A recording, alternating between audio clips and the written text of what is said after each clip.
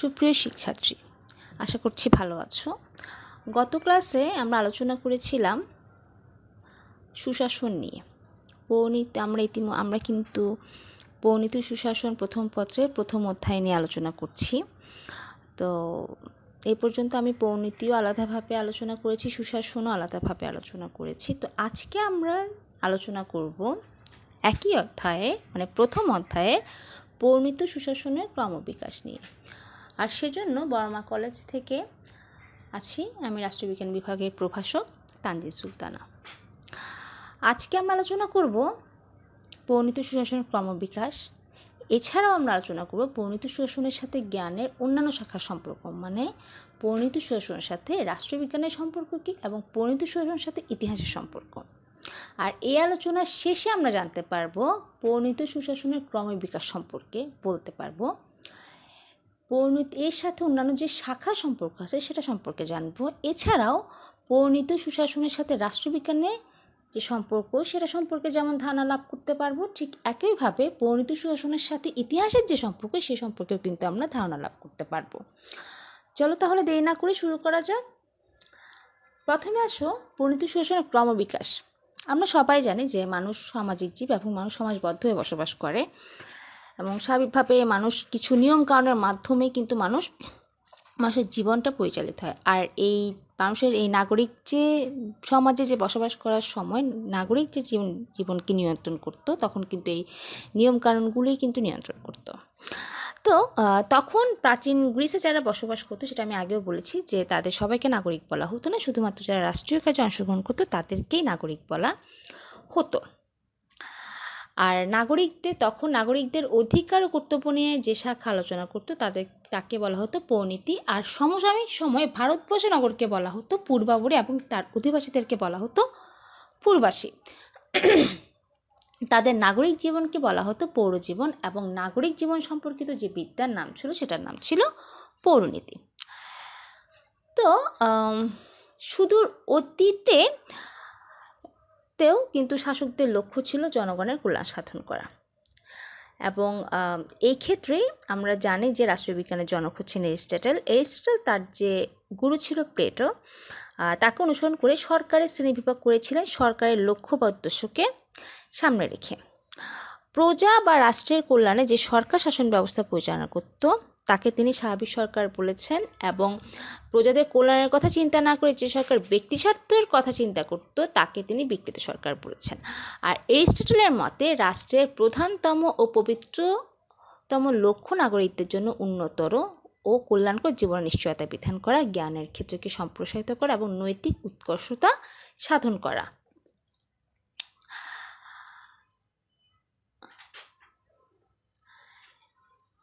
প্রাচীন গ্রিসের নগর রাষ্ট্রগুলো কিন্তু আজ আর নেই, ঠিক আছে। এখন বর্তমানে আমরা জানি যে আধুনিক রাষ্ট্রগুলো হচ্ছে জাতিরাষ্ট্র, কারণ এখানের আয়তনও বেশি, জনসংখ্যাও বেশি, আর এছাড়াও নাগরিকদের জীবনটা অনেক বেশি কর্মমুখী ও জটিল। তাই নাগরিকদের এই জটিল আচরণের কার্যাবলী এবং তাদের বিভিন্ন প্রতিষ্ঠান সম্পর্কে জ্ঞানের যে শাখা আলোচনা করে তাকেই পরিণীতি বলে। এখন দেখো, আমরা জানি যে আধুনিক রাষ্ট্রের লক্ষ্য কি জনগণের কল্যাণ সাধন করা, আর এই জন্যই বেশিরভাগ রাষ্ট্রকে কিন্তু জনকল্যাণমূলক রাষ্ট্র বলা হয়। বর্তমানে রাষ্ট্রের লক্ষ্যটা কি? সুশাসন প্রতিষ্ঠিত করা, ঠিক আছে। কিন্তু সুশাসন কিন্তু কখনো একদিনে প্রতিষ্ঠিত হতে পারে না। সুশাসন ধারণাও কখনো একদিনে গড়ে ওঠেনি। ক্ষমতা স্বতন্ত্রীকরণ নীতি, বিকেন্দ্রীকরণ নীতি, বিচার বিভাগের স্বাধীনতা, প্রশাসনের স্বচ্ছতা, জবাবদিহিতার প্রসঙ্গ, জনগণের অংশগ্রহণের দাবি, আইনের শাসন প্রতিষ্ঠা দাবি, মৌলিক অধিকার ও মানবাধিকারের দাবি আজ ধ্বনি প্রতিধ্বনিত হচ্ছে। এরপরে সুশাসন বিশিষ্ট কিন্তু আজ পরিণীতির সাথে গুরুত্বের সাথে আলোচিত হচ্ছে।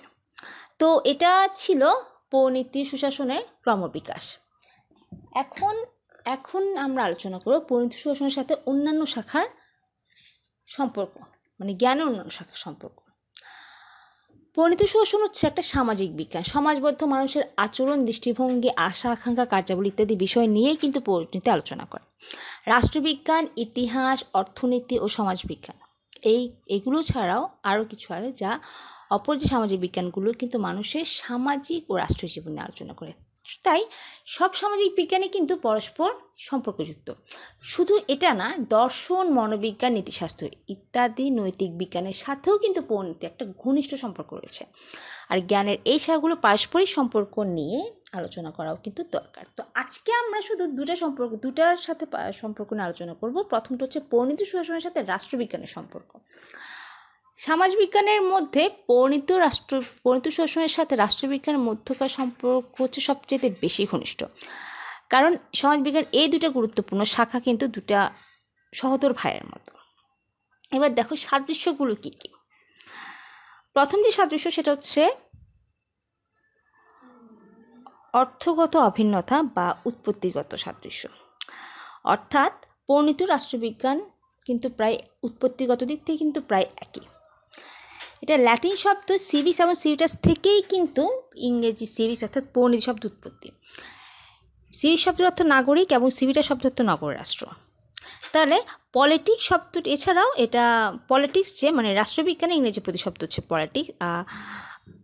পলিটিক্স, আর এই শব্দটি উৎপত্তি হচ্ছে গ্রিক শব্দ পলিটিস ও পলিস থেকে। পলিটিক্সের অর্থ নাগরিক এবং পলিসের অর্থ নগর রাষ্ট্র।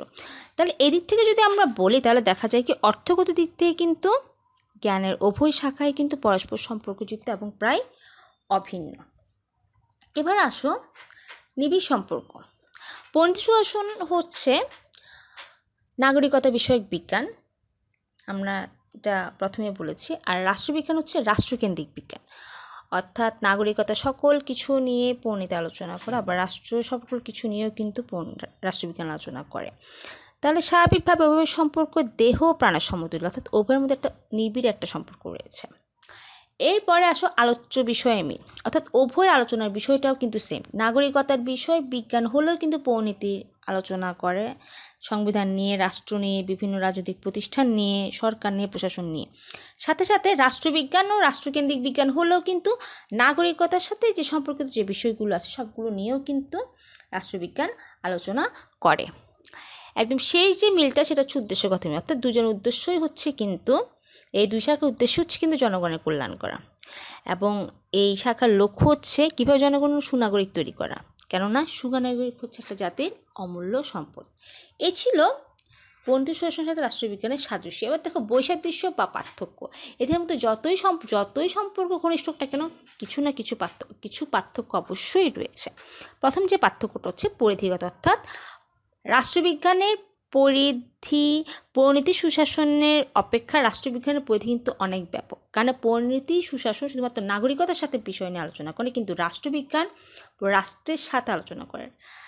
সেজন্য বলা হয় পরিণতি সুশাসনকে রাষ্ট্রবিজ্ঞানের একটি অংশ বলেও মনে করা হয়। সেজন্য পরিধিগত পার্থক্য হচ্ছে অন্যতম প্রধান পার্থক্য।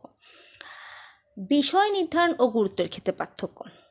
আলোচনার বিষয় নির্ধারণের গুরুত্বের মধ্যে কিন্তু উভয়ের কিছু পার্থক্য আছে। যেমন রাষ্ট্রবিজ্ঞান রাষ্ট্রীয় সংগঠনের উপর যতটা গুরুত্ব আরোপ করে অন্য বিষয়ের ততটা না। অপরদিকে পরিণতি সুশাসন নাগরিকতার বিষয়গুলো, নাগরিকতার বিষয়গুলোর উপর যতটা গুরুত্ব আরোপ করে রাষ্ট্রীয় যে সংগঠন রয়েছে সেগুলোর উপর কিন্তু ততটা গুরুত্ব আরোপ করে না। এরপর হচ্ছে দৃষ্টিভঙ্গির পার্থক্য, অর্থাৎ এদের মধ্যে কিন্তু দৃষ্টিভঙ্গিগত কিছু পার্থক্য রয়েছে।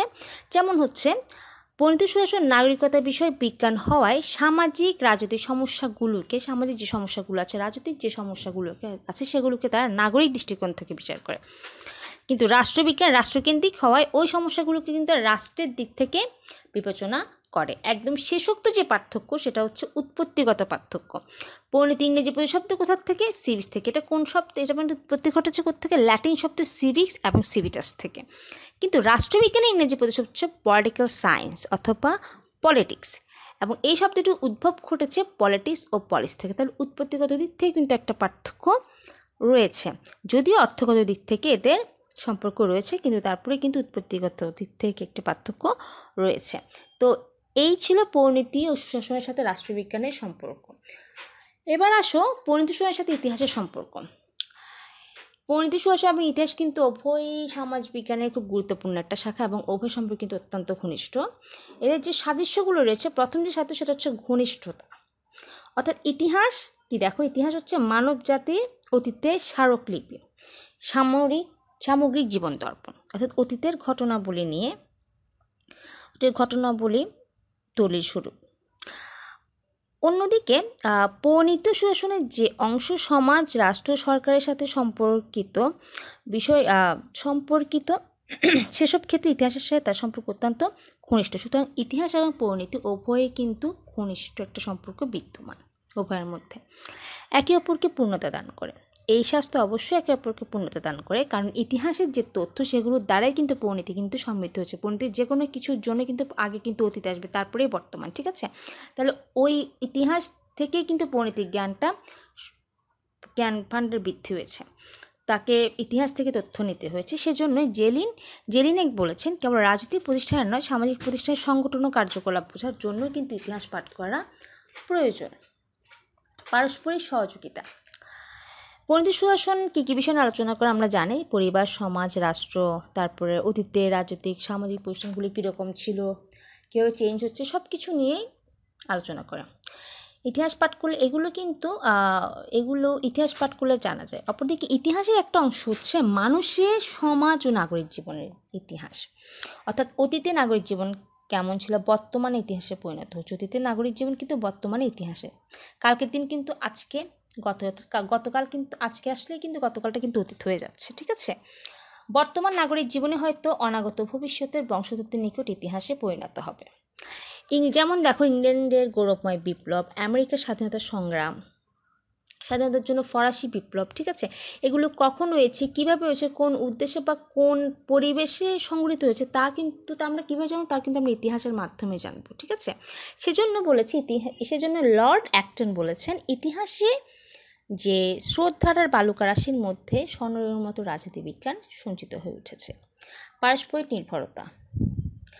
ঐতিহাসিক তথ্য, সাক্ষ্য, প্রমাণ ছাড়া যেমন পরিণীত সুশাসন আলোচনা অসম্পূর্ণ, তেমনি রাজনৈতিক দৃষ্টিকোণ থেকে পর্যালোচিত না হলে ইতিহাসের আলোচনাও কিন্তু নিরর্থক হয়ে পড়ে। অর্থাৎ ইতিহাস ছাড়া পরিণীতি ভিত্তিক এবং পরিণীতি ছাড়া ইতিহাস মূল্যহীন। উইলবি বলেছেন, ইতিহাস রাষ্ট্রবিজ্ঞান এবং পরিণীতি সুশাসনকে তৃতীয় মাত্রা যোগ করে এক গভীরতা দান করেছে। এই ছিল সাদৃশ্য। এবার আসো বৈসাদৃশ্য বা পার্থক্য। পরিণীতি সুশাসনের সাথে ইতিহাসে কিছু পার্থক্য রয়েছে। যেমন ইতিহাসের আলোচ্য বিষয় হচ্ছে পরিণীতি সুশাসন আলোচ্য বিষয় অপেক্ষা অনেক বেশি ইতিহাসের আলোচ্য বিষয়, কারণ প্রায় সব কিছুরই অতীত আলোচনা হলো ইতিহাসের বিষয়বস্তু। অপরদিকে পরিণীতি সুশাসন শুধুমাত্র নাগরিকের সাথে সম্পর্কিত প্রতিষ্ঠানগুলো অতীত, বর্তমান এবং ভবিষ্যৎ নিয়ে আলোচনা করে। সেই হিসাবে কিন্তু বিষয়গত একটা পার্থক্য রয়েছে। অতীত ও ভবিষ্যতের উপর গুরুত্ব আরোপ। ইতিহাসের আলোচ্য বিষয় হচ্ছে অতীত সময়ে কী হয়েছে, সেটা রাজনৈতিক, সামাজিক, অর্থনৈতিক, যে কোনো এই দিকগুলোর সকল খুঁটিনাটি বিষয় আলোচনা করে। কিন্তু পরিণীতি সুশাসনে আলোচনা করে নাগরিক জীবনের অতীত দিকগুলোর প্রতিচ্ছবি প্রদানের পর তার আলোকে তারা ভবিষ্যৎ নাগরিক জীবনের করণীয়টা কি সেটা নির্দেশ করবে। পদ্ধতিগত পার্থক্য। পরিণীতি সুশাসন অনেক কিছুই তত্ত্ব অনুসন্ধানমূলক, কিন্তু ইতিহাসের প্রায় সব কিছুই কিন্তু বর্ণনামূলক ও তথ্যমূলক, অর্থাৎ তথ্য অনুসন্ধান ও পর্যালোচনার প্রতি ইতিহাস খুব বেশি একটা গুরুত্ব আরোপ করে না। একদম যেটা শেষ সেটা হচ্ছে